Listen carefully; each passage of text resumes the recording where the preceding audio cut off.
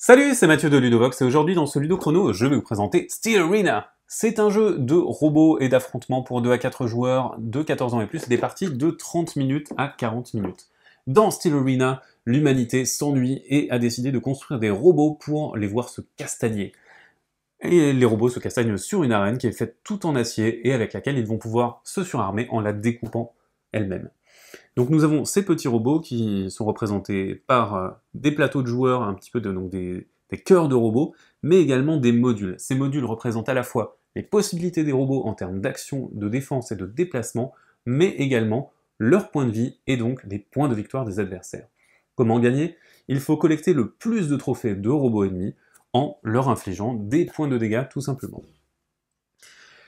Un tour de jeu est très simple. Chaque joueur, donc un joueur va agir, et du coup un tour se décompose en deux phases, la phase d'action et la phase d'entretien. La phase d'action va demander un simple choix au joueur, soit il va agir en plaçant des pions surchauffe sur les modules qu'il souhaite activer, ou alors le joueur se repose, et du coup il laisse ses circuits refroidir, ce qui lui permet de retirer ses pions surchauffe.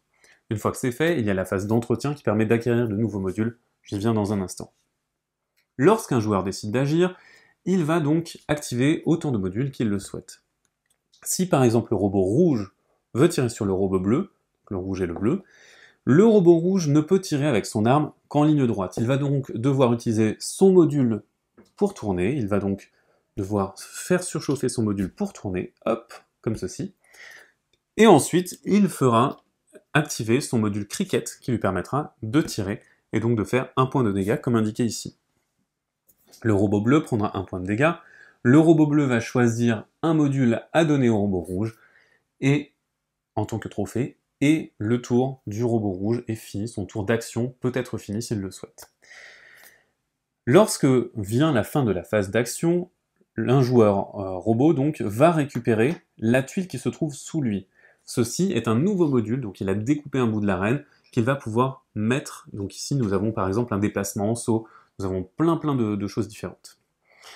Et si pendant la phase d'entretien, nous avons des espaces vides, nous allons les remplacer par des équipements de marque 3, donc des équipements de génération 3, voilà, je cherchais le terme, qui sont encore plus puissants que les équipements de génération 2 que nous avons sur le plateau au début, ou que les équipements de génération 1 avec lesquels nous commençons.